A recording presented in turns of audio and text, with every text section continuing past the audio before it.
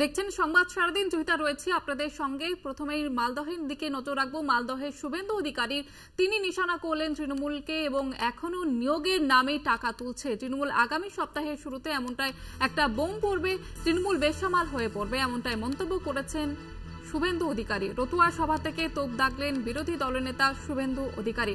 এ বিষয়ে আরো বিস্তারিত জানবো, কথা বলবো। প্রতিনিধি দেবাশিস সেনগুপ্ত রয়েছে টেলিফোন লাইনে। দেবাশিস দা, যেমনটা শুভেন্দু অধিকারী তিনি কিন্তু আবারও নিশানা করলেন তৃণমূলকে।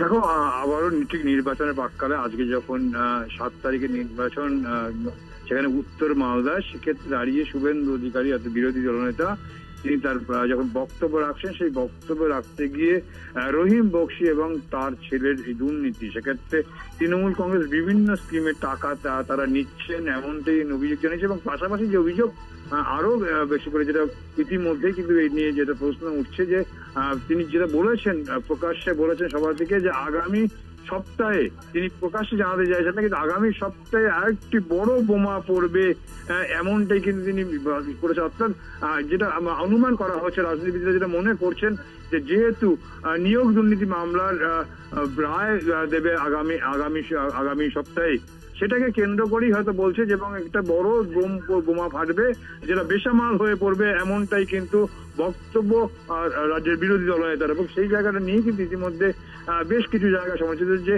রায় কি হবে বা কি হবে সেটাকে আগে ভাগে কিন্তু একদিকে হচ্ছে যেমন সেখানে মঞ্চ থেকে তিনি বলছেন, পাশাপাশি সেক্ষেত্রে তৃণমূল কংগ্রেস এখনো মানুষের কাছ থেকে পয়সা তুলছে এবং সেক্ষেত্রে নাম করে রহিম বক্সি এবং তার ছেলের নাম করে কিন্তু স্পষ্টভাবে কিন্তু জানিয়েছে। এবং এই রহিম বক্সিকে তিনি কিন্তু নিয়ে এসেছিলেন মালতীপুরের সভা থেকে, তৃণমূল কংগ্রেস তিনি যোগ দিয়েছিলেন। ধন্যবাদ জানাবো দেবাশিস দা। আপনাদের শোনাবো শুভেন্দু অধিকারী তিনি ঠিক কি মন্তব্য করেছেন।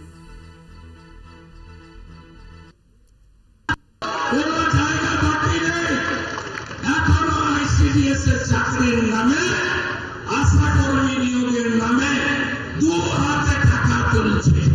কালকে রবিবার, আগামী সপ্তাহ শুরু হতে চলেছে। আপনারা দেখবেন, আমি বলবো না বিস্তারিত। আগামী সপ্তাহ তৃণমূল মুখপাত্র অরূপ চক্রবর্তী রয়েছেন আমাদের সঙ্গে এই মুহূর্তে টেলিফোন লাইনে। আপনাকে স্বাগত জানাবো কলকাতা টিভিতে। শুভেন্দু অধিকারী তিনি আবারও তোপ দাগলেন তৃণমূলকে এবং তিনি বলছেন যে এখনো নিয়োগের নামে টাকা তুলছে তৃণমূল। কি বলবেন এই বিষয়ে? আজকে কলকাতায় অ্যাকচুয়াল টেম্পারেচার ছিল 39 ডিগ্রি আর রিয়েল ফিল হয়েছে 43 ডিগ্রি। মালদাতেও টেম্পারেচার প্রায় কাছাকাছি। এই টেম্পারেচারে পাগলের প্রলাপ বকাটা আমার মনে হয় অবিলম্বে ডাক্তার দেখানো উচিত। এই কারণেই, কারণ সারা দেশ দেখে নিয়েছে যে আসলে নির্বাচন বন্ডের মাধ্যমে, ইলেকটোরাল বন্ডের মাধ্যমে কারা টাকাটা তুলেছে এবং টাকাটা কিভাবে তুলেছে ইডি সিবিআই দিয়ে রেড করিয়ে। ধান্দা দো ধান্দা লো, এই যাদের মোটো, তারা যখন এইসব কথা বলে, তা আবার কোথায় বলছে? মালদার রতুয়ায়। আরে বাবা, মালদার রতুয়ার এমএলএর নাম সমর মুখার্জি। সারা মালদার মানুষের কাছে একজন নমস্য শ্রদ্ধেয় মানুষ। মালদার রতুয়ার এমএলএ সমর মুখার্জি সারা জীবন গান্ধীবাদী রাজনীতি করেছেন। তার জায়গায় দাঁড়িয়ে কে বলছে এই কথা? এই কথা বলছে যে লোকটা খবরের কাগজে মুড়িয়ে টাকা নিতে অন ক্যামেরা ধরা পড়েছিল, তাই নয়, নিজের মুখে প্রেস কনফারেন্সে স্বীকার করেছে আমার বিরুদ্ধে প্রামাণ্য অভিযোগ ওই একটা নারদা সিং অপারেশন ছাড়া আর কিছু নেই। মানে নারদাটা যে আছে সেটা নিজেই স্বীকার করে নিয়েছে। আর বাংলায় প্রবাদ আছে না, চোরের মায়ের বড় গলা। তো শুভেন্দুর এই নতুন করে বলতে হবে না, বাংলার মানুষ বুঝে গেছে আসলে নির্বাচনে 2024 এবার ইন্ডিয়া তার সামনে পুরো বিজেপির বেলুন ফুটো হয়ে গেছে। স্বাভাবিকভাবেই যখন ইন্ডিয়া জোটের নতুন সরকার তৈরি হবে, তখন না থাকবে ওদের নতুন বাবা ইডি, নতুন কাকা সিবিআই, নতুন জ্যাঠা ইনকাম ট্যাক্স। এই বাবা কাকা জ্যাঠা কেউই থাকবে না, ইলেকশন কমিশনও বাঁচানোর জন্য থাকবে না।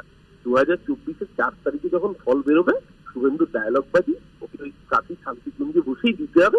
বাংলার মানুষ এসব পাগলের প্রলাপকে কোনো গুরুত্ব দেবে না। একেবারে অনেক ধন্যবাদ জানাবো আপনাকে।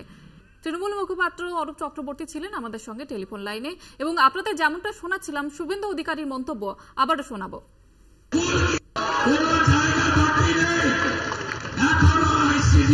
চাকরির নামে, আশা কর্মী নিয়োগের নামে দু হাতে টাকা তুলছে।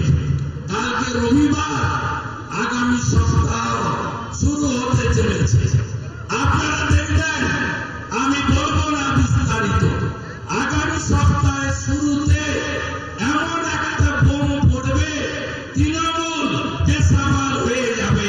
নিশ্চিন্ত থাকুন, তৃণমূল